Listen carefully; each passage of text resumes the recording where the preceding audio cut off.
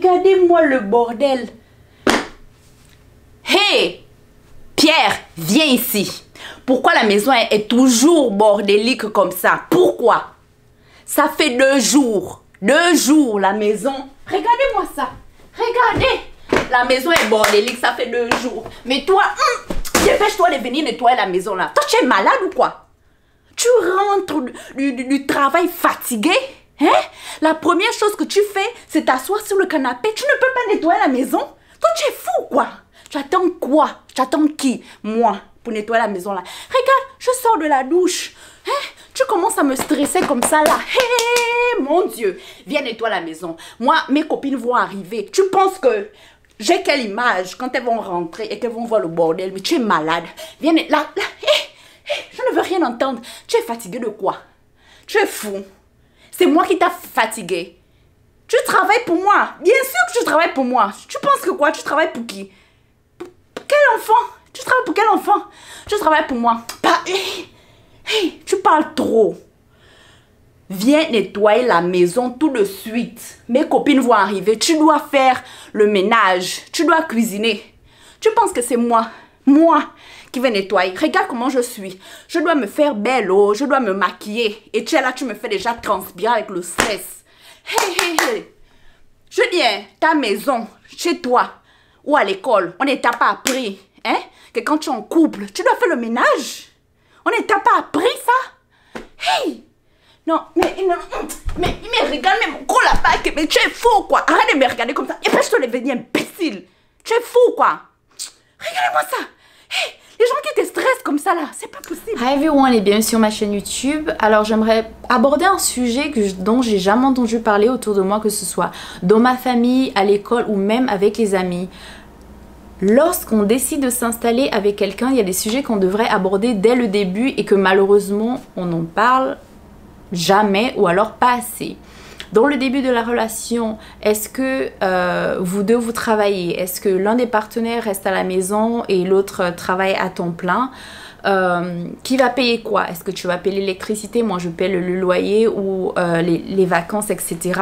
Il faut que vous, dès le début, vous arrangez en fait. Si vous deux vous travaillez à temps plein et que vous voulez partager tout ce qui est frais, si toi, par exemple, au niveau du loyer, est-ce que tu veux payer 50-50 ou alors toi tu payes le loyer et toi tu vas payer l'électricité, le courant, etc. Est-ce que lorsqu'on va en vacances, toi tu payes le billet d'avion et moi je paye l'hôtel? Qui va payer quoi? Est-ce que toi tu travailles et ta partenaire ne travaille pas? Toi tu rentres du boulot, tu es super fatigué. Est-ce que tu veux avoir 1 heure pour toi ou 10 minutes pour toi? Est-ce que tu veux que lorsque tu rentres de la maison, si vous avez des enfants, tu aides ta femme directement et elle ait le temps pour elle, au moins pendant 1 heure, qu'elle se repose, qu'elle se prenne une douche ou alors qu'elle cuisine? Qui va faire quoi? Parce qu'il y a certaines personnes, moi la première, lorsque je rentre du boulot, j'ai envie d'avoir 10 minutes pour moi. Je vais dire bonjour ou bonsoir à mon partenaire et je me relaxe. Je suis devant la télé, je veux 10 minutes de silence en fait. Donc ça, il faut que vous arrangez dès le début. Tu dis, bon chérie, je travaille toute la journée, je suis stressée, j'ai trop de choses dans ma tête. J'aimerais que lorsque je rentre à la maison, on se dise bonsoir et que tu m'accordes 1 heure tout seul. Ça peut être dans le salon, ça peut être dans le bureau. Lorsque vous décidiez du temps en fait et que tu décides en fait écoute, j'aimerais avoir 1 heure à moi dans le salon, en fait c'est à la femme de, si vous avez des enfants, de vous diriger dans une autre pièce en fait de la maison où tu pourras laisser ton partenaire ou ta partenaire tout seul, parce que c'est très important qu'il y ait ce genre de discussion. Est-ce que tu veux que lorsque tu rentres du travail, je t'aide pendant 1 heure, comme ça tu as le temps de prendre ta douche, tu as le temps de t'occuper de toi en fait. Parce que lorsque vous avez des enfants et que la femme elle reste à la maison, elle n'a pas des fois, tu n'as même pas le temps en fait de te doucher parce que c'est beaucoup de travail. Tu dois faire le ménage, la cuisine, t'occuper des enfants, etc. Donc voilà, je trouve que c'est très important de se dire, bah écoute, quand je rentre du boulot, s'il te plaît, j'aimerais avoir mon temps pour moi. Et après que les 1 heure s'écoulent, tu es ta partenaire. Voilà. Mais au moins, c'est clair dès le début. Est-ce que vous allez prendre une femme de ménage? Ou est-ce que vous allez décider en fait d'avoir un agenda où la semaine c'est la femme qui nettoie, le week-end c'est le mari, ou vice versa, qui va faire quoi? Est-ce que toi tu aimes faire tes courses tout seul? Est-ce que il y a beaucoup de sujets comme ça en fait qui semblent tabous et systématiques mais qui ne le sont pas vraiment. Tout le monde a été éduqué d'une manière différente. Toi, personne ne lit dans les pensées des autres, personne.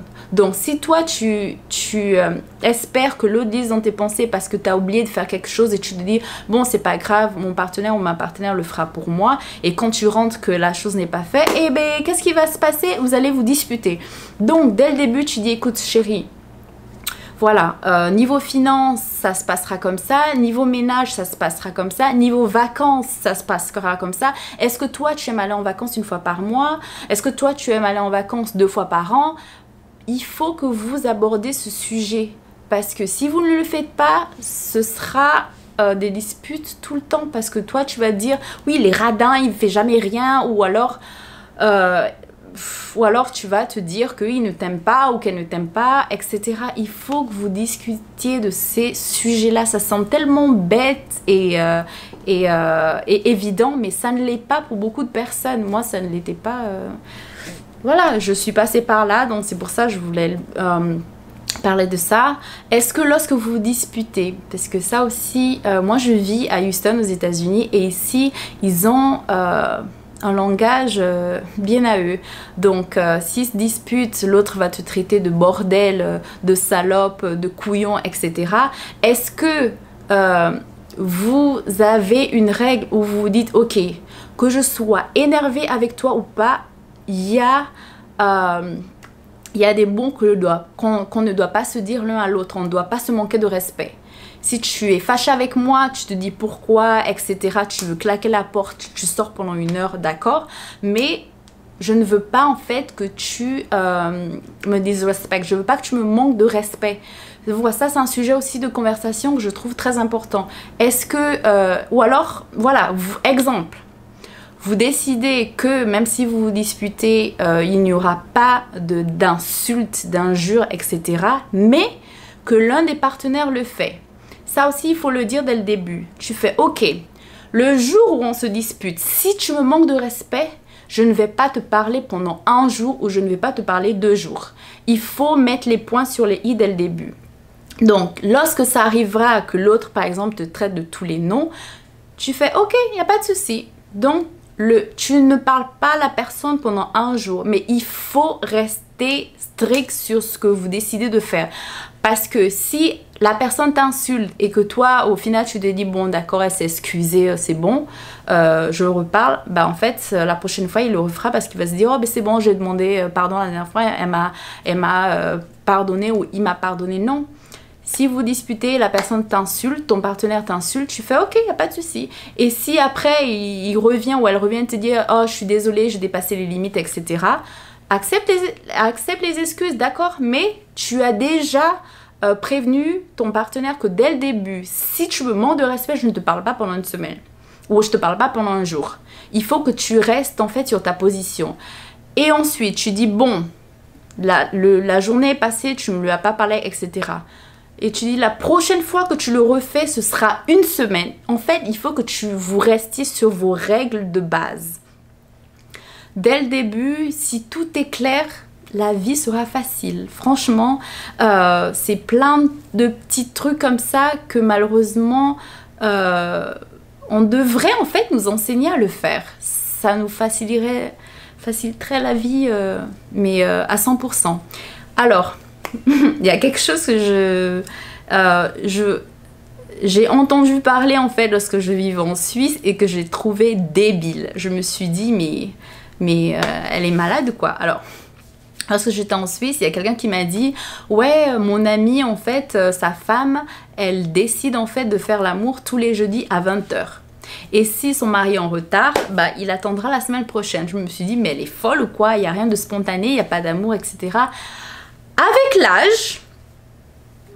Avec l'âge, je trouve que c'est un bon sujet de conversation.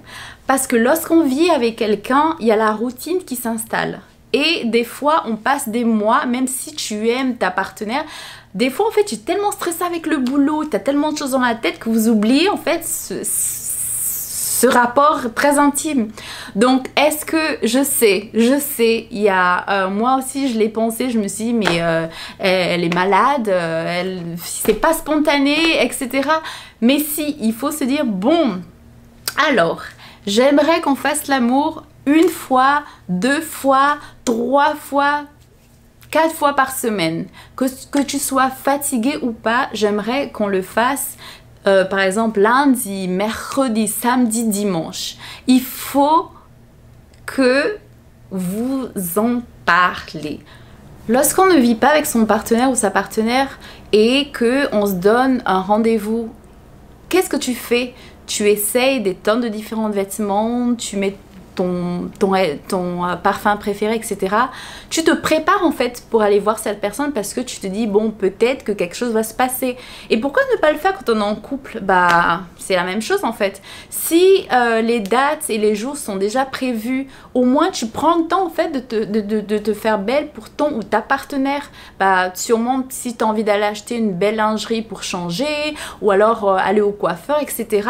Je trouve en fait que c'est le meilleur moyen en fait pour se préparer, pour se faire belle. Je trouve que ça rallume la petite flamme en fait. Alors que bah, si rien n'est programmé, bah, vous préférez des jours ou alors des semaines bah, sans rien faire. Et voilà, parce que la routine est installée, etc. Je sais que c'est... beaucoup vont rigoler parce que... voilà, ça semble bête et stupide pour certaines personnes, mais avec l'âge, en fait, vous allez vous rendre compte que c'est super important parce que ça rajoute ce petit grain de folie et puis voilà, ça n'empêche pas d'être spontané les autres jours. Si tu as envie de le faire et que c'est pas le jour, bah tu le fais. Et si tu as envie de le faire et que ton partenaire ne veut pas, je pense que ça frustre moins en fait. Tu te dis bon elle est fatiguée, bon c'est pas grave, c'est prévu pour demain, on le fera demain de toute façon. Donc voilà, j'espère que cette vidéo vous aura plu et il y aura beaucoup d'autres qui suivront et j'espère que ça vous plaira. Donc n'oubliez pas de vous abonner, de liker, de commenter mes vidéos et surtout de les partager. Je vous dis à la semaine prochaine.